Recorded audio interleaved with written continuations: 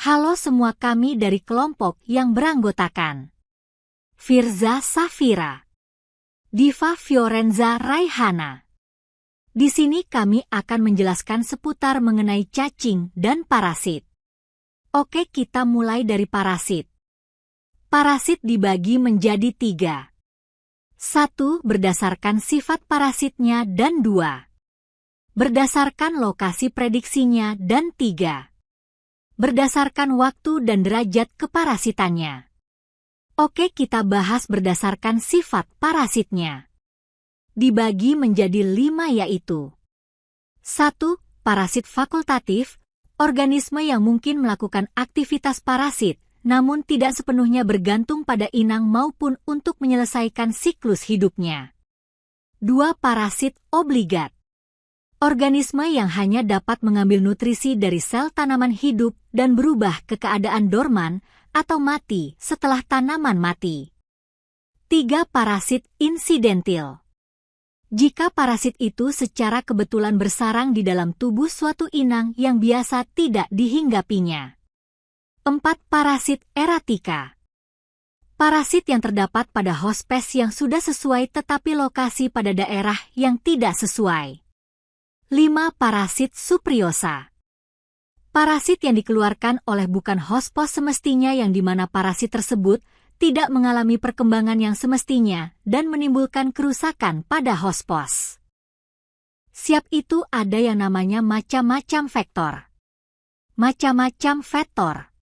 1. Vektor mekanik, yaitu hewan yang menularkan penyakit tanpa agen tersebut mengalami perubahan.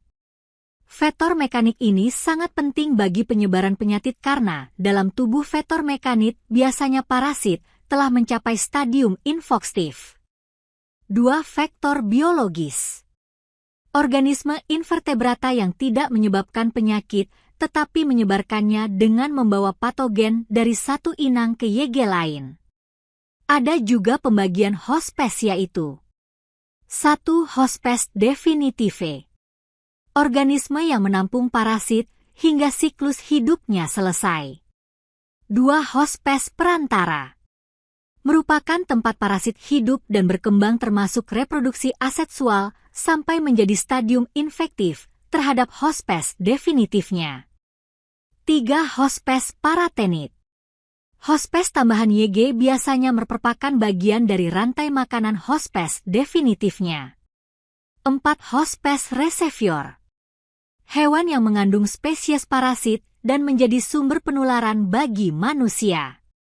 Siap tuh, kita membahas mengenai cacing tambang. Ankylostoma duodenale versus Necator americanus. Ankylostoma duodenale dan Necator americanus sering disebut cacing tambang.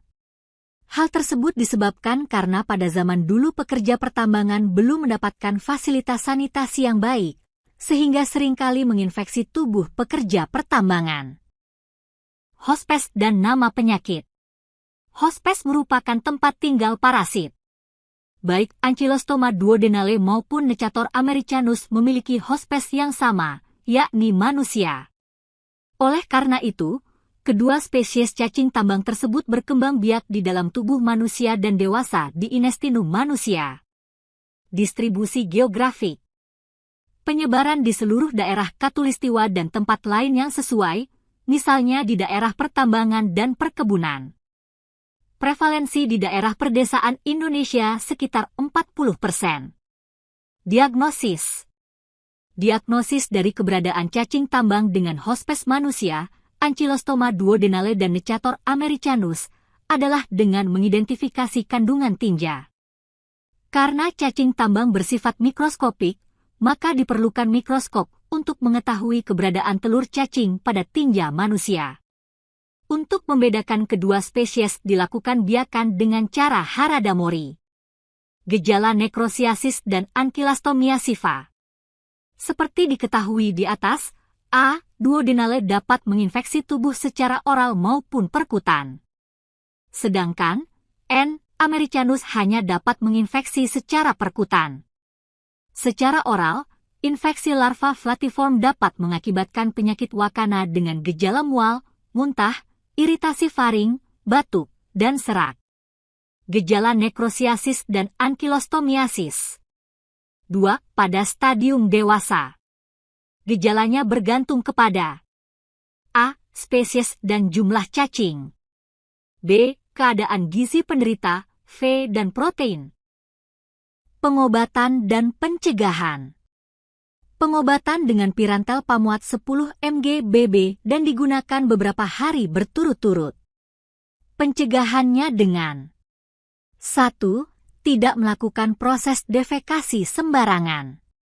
2. Memakai sandal dan sepatu saat di tanah. 3. Tidak memakai tinja sebagai pupuk kebun. Feses adalah sisa hasil pencernaan dan absorpsi dari makanan yang kita makan yang dikeluarkan lewat anus dari saluran cerna. Jumlah normal produksi 100-200 gram hari.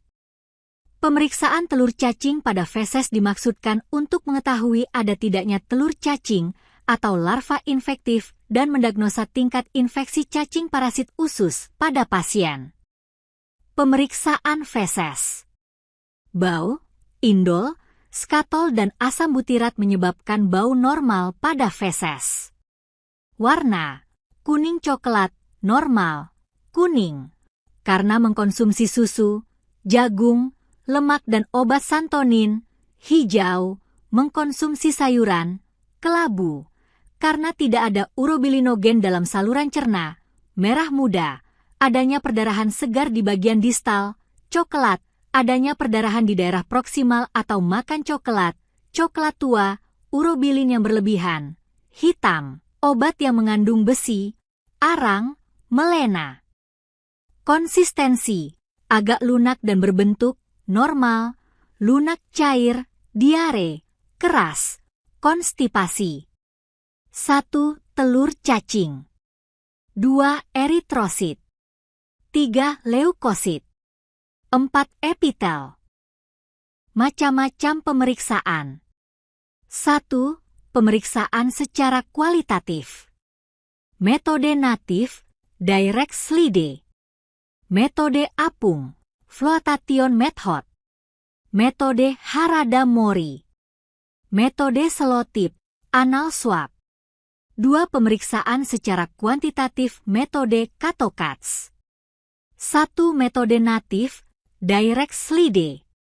Cara pemeriksaan menggunakan larutan NaCl fisiologis atau eosin 2% lugol 1% dimaksudkan untuk lebih jelas membedakan telur-telur cacing dengan kotoran lainnya. 2. Metode apung, flotation method. Metode ini menggunakan larutan NaCl jenuh atau larutan gula jenuh yang didasarkan atas berat jenis telur sehingga telur cacing akan mengapung sehingga mudah dia mati. 3. Metode Harada-Mori. Metode ini digunakan untuk menentukan dan mengidentifikasi larva cacing A. duodenale, N. americanus, S. tercolaris, dan Trichostongylus. 4. Metode selotip, anal swab. Metode ini digunakan untuk mengetahui adanya telur cacing E. vermicularis. Pemeriksaan telur cacing dengan metode Suzuki cara kerja. 1. Saring tanah dengan kain kasa lalu timbang sebanyak 1 gram masuka ke dalam tabung reaksi 2. Tambahkan 5 ml Aquadest dan kocok sampai homogen 3. Centrifuge dengan kecepatan 1000 rpm selama 5 menit 4. Buang supernatan dan tambahkan NaCl jenuh sampai sepertiga tabung 5 tutup dan kocok. Tambahkan kembali NaCl sampai penuh letakkan objek las pada permukaan larutan diamkan selama 3 menit 6. Angkat secara perlahan lalu diamkan 60 detik 7. Periksa di bawah mikroskop 8. Tutup dengan deklas. Pemeriksaan telur cacing pada jari-jari tangan dengan metode sedimentasi. Cara kerja. 1. Celupkan kain kasa ke dalam NaOH 0,25% yang terdapat di dalam cawan petri. Bersihkan jari-jari tangan dengan cara menghapus kain kasa yang sudah dibasahi dengan NaOH 0,25%. Celupkan beberapa kali kain kasa yang kotor pada NaOH dengan pinset 2. Masukkan larutan NaOH yang kotor ke dalam tabung reaksi 3. Sentrifuge dengan kecepatan 2000 rpm selama 3 menit 4. Tuanglah cairan supernatannya, homogenkan larutan yang tersisa 5. Ambil sedimen dengan pipet tetes. Letakkan pada kaca objek, tutup dengan dek gelas 6. Periksa di bawah mikroskop. Nematoda jaringan. 1. Patologi dan aspek klinis. Mikrofilaria pada umumnya tidak menimbulkan kelainan. Yang menimbulkan kelainan yaitu cacing dewasanya, yaitu menyebabkan limfadenitis dan limfanginitis retrograde. Pada stadium menahun sering dijumpai hidrokel dan gejala limfedema dan elephantiasis pada tungkai, lengan, testis, payudara dan vulva. Bahkan kadang terjadi kiluria yaitu urin berwarna putih karena dilatasi pada pembuluh limfa. 2. Diagnosa. Diagnosa parasitologi. Deteksi parasit yaitu menemukan mikrofilaria di dalam darah, cairan hidrokel atau kuluria pada pemeriksaan sediaan darah tebal dan teknik konsentrasi knot, membrane filter, dan pengambilan darah pada malam hari. Teknik biologi molekuler yaitu mendeteksi DNA parasit dengan menggunakan reaksi rantai polimerase, PCR. Radiodiagnosis. Pemeriksaan dengan USG pada skrotum dan kelenjar getah bening inguinal. Pemeriksaan limfisinigrafi. Apa itu cestoda? Cestoda adalah kelas cacing pipih panjang seperti pita yang hidup sebagai endoparasit, umumnya ditemukan dalam usus vertebrata, termasuk manusia. Mereka memiliki tubuh berbentuk pita panjang dengan segmen-segmen kecil yang disebut proglotit. Cacing dewasa hidup pada saluran usus vertebrata, namun larvanya hidup pada jaringan vertebrata dan invertebrata badannya bersegmen-segmen yang disebut proglotit. Cestoda terbagi ke dalam 2 ordo. 1. Ordo Pseudophilidea. Spesies yang termasuk ke dalam ordo ini yaitu Diphylobothrium latum. 2. Ordo Chilophilidea. Spesies yang termasuk ke dalam ordo ini yaitu 1. Taenia saginata. 2. Taenia solium. 3. Echinococcus granulosus. 4. Hymenopletis nana. Morfologi umum. 1. Scolex.